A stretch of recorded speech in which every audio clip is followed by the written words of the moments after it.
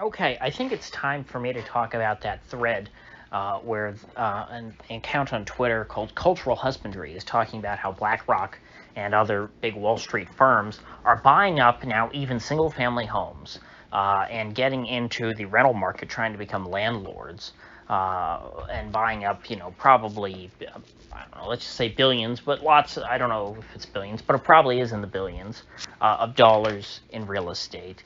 Uh, which is outside of the traditional purview of hedge funds and these Wall Street firms, which would speculate on stocks or invest in bonds and more traditional financial instruments. And so I'm glad that this thread is getting so much attention because this is a really big, important story that not enough people even know about, let alone understand. And so now that cultural husbandry has done the job of letting a lot more people know about this issue, I would like to try and address some of the issues with how people are interpreting this. I don't think that it's being correctly understood. Because I think fairly, cultural husbandry presents this as, Wall Street is the enemy, they're destroying our futures, they're going to turn us all into serfs, which is an appropriate way of looking at it, but it's not a complete view.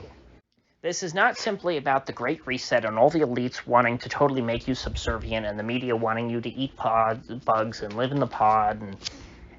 Because the folks on Wall Street, the folks who work at BlackRock, Ray Dalio at Bridgewater, all of the big important billionaires that you hear about on TV, Bill Gates, yes, are they?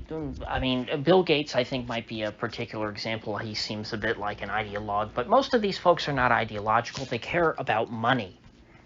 And if I may borrow a phrase from Karl Marx, because he wasn't wrong about everything, he had some decent insights, even though he would, his prescriptions for humanity led to horrible disaster and famine and genocide. But that aside, I think that his point about the ideological superstructure built on top of capitalism can be applicable in some certain situations, and I think it's certainly applicable in the case of the Great Reset. The Great Reset is nothing but an ideological superstructure built upon the business model of the financial elite to try and give what is just at a very basic level them trying to make money with money, to make money by doing almost nothing, and dress it up with sort of an ideological veneer and rebrand financialization as social engineering.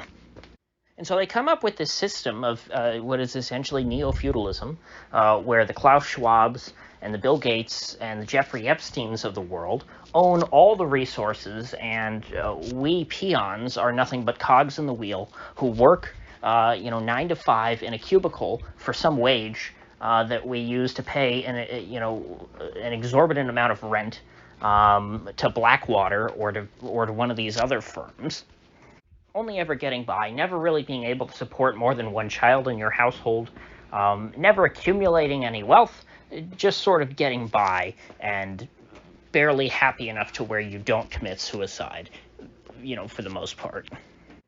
Now, assuming that the people like Klaus Schwab at the World Economic Forum don't just simply think that this is what's best for the world, and they're doing all of this out of the goodness of their own heart because they're just such wonderful people, and they happen to think that this horrible, evil, neo-feudalist economic system would be better for humanity, why would they be doing it? How does this benefit them? And the answer to that is that you have to look back, like with so many things, to the 2008 financial crisis. And what happened after the 2008 financial crisis was that the Federal Reserve lowered interest rates to 0%, which made credit very, very cheap, and it made money very, very accessible in order to try and prop up our terrible, no-good, awful bubble economy. But in the process, anything that Wall Street typically would invest in that would have guaranteed them, sort of a steady stream of income. This is separate from equities because you have two general investment strategies. Either you're trying to invest for income, or you're trying to invest in order to acquire equity or to build equity. And so when you buy a stock, you're not generally buying a stock because, unless it's a dividend-paying stock, to make income off of that. You're buying a stock in order to invest in the future of that company so that later on down the road, your stock is worth more money and you can sell that stock and make profit on the difference. Whereas with a bond, you buy a bond because it pays a certain interest rate every year, and you're able to collect interest on that bond, and then at the end of the term, you get your money back. If you're buying a bond, that is lending someone money. But with interest rates, the Fed funds rate at 0%. No bonds are actually yielding 0% except for very extremely short-term Treasury notes. But bond yields are still extremely low relative to inflation, certainly. A lot of the bond market is in negative territory, particularly in Europe, where the World Economic Forum is based. And, negative interest rates are the norm in Europe. It is almost impossible to invest in any financial assets to generate income at this point. And so that's what brings me to the rental market, because what is a rental property, if not an asset that that has a certain yield, just like a bond? You can calculate the annual yield of a rental property in the same way that you calculate the annual yield of a bond, except instead of collecting coupons, you are collecting rents. So, for example, if you purchase a $250,000 house and you rent that out for about $2,100 a month, that comes to around $25,000 a year or so, which means you'll be making, 10%? Yeah, that'd be a 10% annual yield on your investment, which, back in the day, you were able to get 10% from a bond yield if you went out far enough out the risk curve. But these days, even junk bonds are yielding well below 10%, and junk bonds are called that because the risk associated with them is so high that you can't be totally certain, or you can't even be reasonably certain that you're going to get your money paid back to you all the time. This is very high risk stuff, and it's still paying less than 5%.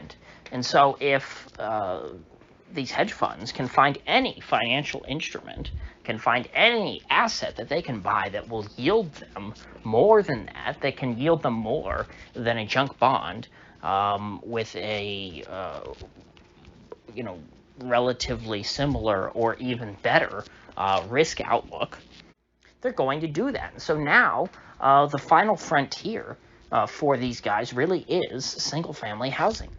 This is something that these investment firms can put their clients' money into and make a pretty decent annual return.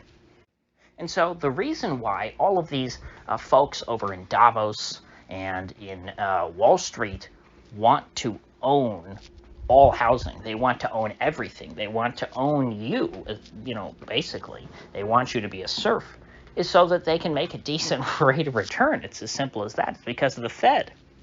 And keep in mind, the only reason, and I think Cultural Husbandry points this out, the only reason why these guys are able to afford to buy all of this real estate out from under, ordinary Americans, and, keep in mind, a lot of times these guys are paying way over market value. Now, market value is rising rapidly right now, but they're even willing to pay, 20% or so over market value, which is much more than any individual buyer would be willing to pay. And the reason for that is because credit is so cheap. They can go out and borrow that money very cheaply from the Fed and then make a much better return than they could get anywhere on Wall Street. At least as far as fixed income goes. Stocks, sure, you might be able to make double-digit returns on stocks, but that's never guaranteed. Some years, you might lose money in the stock market, obviously. Of course, the Fed has made that almost impossible. They've done everything they can to destroy price discovery in the stock market, but, there is still some risk there. So this, to me, it gets to the heart of the whole Great Reset issue. These financial institutions, the ultra rich, the top 0.0000001% of people in the world don't have any way to continue making money. They have nowhere to put all their money. And that is because of the Fed, one, because the Fed has kept rates low. So they've created this problem. But they also have given these people this opportunity by making debt so cheap. These folks can leverage their existing assets. They can leverage their wealth to try and buy out and suck up the wealth of every ordinary, not just American, every ordinary person on Earth. And so the cure is, like I say so often about so many issues, higher interest rates. And it does not have to be absurdly high interest rates. It doesn't have to be whole Volcker 20%. 5% interest rates would do it. 5% Fed funds rate, which is where we were when the financial crisis of 2008 started. That was the rate that pricked the bubble, that led to the financial crisis. And what is a financial crisis? Let's remember, a financial crisis is just it's just a situation in which all of the fraud and the horrible risk taking and all of the no good, very bad deeds that the ultra rich undertake comes back to bite them, because they ate the fruit of the poisonous tree. They took free money from the Fed and invested in a bubble, and eventually that is going to come back and bite you. You will lose your money. You can't just make money for nothing. The way that you make money in a capitalist economy is by creating and generating value for other people. These folks in the financial economy don't do that. All they do is print up free money, which they then take and go and buy up assets out from under people who actually do produce things. And so, as dark as cultural husbandry makes this situation seem, and it is pretty dire, Wall Street and these folks are buying up, the world out from under ordinary people. It's true. It is already very, very difficult to own a home. It's something that if this current trend continues, people like me, certainly most of my generation, won't be able to own a home. I won't be able to own a home. My children won't be able to own a home. We'll all be renters forever. But the good news is that this trend can be completely reversed in a matter of a couple of years. Less than 5 years, this can be all undone with a real financial crisis. Because these folks like BlackRock and the rest of them, they don't actually have that much power. They are sucking at the teat of Jerome Powell. They're riding that high of monetary heroin, but as soon as that spigot is turned off, they're going to have to come back down to earth. And what that means is a deflation of asset prices. And if housing prices came back down to where they should be, at least in my area, what is today a $250,000 house should be realistically around $100,000. I think, historically speaking, if we just reverted to the mean of where housing prices should be, maybe 120,000. Of course, these things depend on area too and trends in the particular areas. But I'm just saying, where I live, that's where I think if we reverted to the mean, that's where we'd be about. And I'm not just pulling that out of my rear end. I've looked at the trend line historically. Housing prices are pretty darn stable, adjusted for inflation, or at least they were until the late 90s when I was born. Well, sucks to be me. So if that happens, what does that mean? It means that other assets, not just housing, have become cheaper. It means that all of the equity that these financial firms, that these Wall Street titans have in the housing market, they're going to lose a lot of equity. They're going to take a big haircut. And more so than that, even if they hang on with that well and they're not super over leveraged. Which, knowing Wall Street, they always are. But let's say that they're not leveraged, and all they lose is equity, and they're still able to hang on to the properties, and they're still able to collect rents, and turn a what is called an accounting profit. Well, they're going to incur a major economic loss because there's going to be all this opportunity out in the rest of the economy of assets that are yielding higher than real estate. Nobody's going to want to be a landlord in that kind of environment and deal with tenants. And think about it, you don't just buy a property and then collect rent on it like a bond. You have to maintain that property. You have to deal with tenants. You have to find tenants. And in order to do this, these companies are going to hire management companies. In order to do that, the management company takes a cut of the rent every month, and so that actually cuts down on your yield even more. So then who knows what their actual yield is at the end of the day. And so if interest rates rise, these firms are going to be a lot better off in the bond market than they are in real estate. They're going to want to get the hell out of real estate.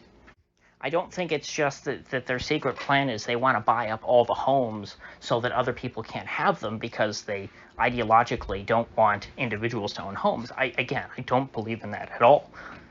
These folks care about money. They're soulless vampires. And the Great Reset is merely an ideological superstructure. It's low interest rates which birthed the Great Reset. It's not the Great Reset which birthed low interest rates as a tool in order to carry out the Great Reset. The Great Reset is an answer to a decade of not having yield any decent yield in the bond market.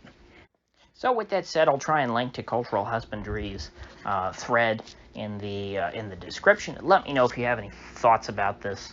Otherwise, I will see you folks back here tomorrow.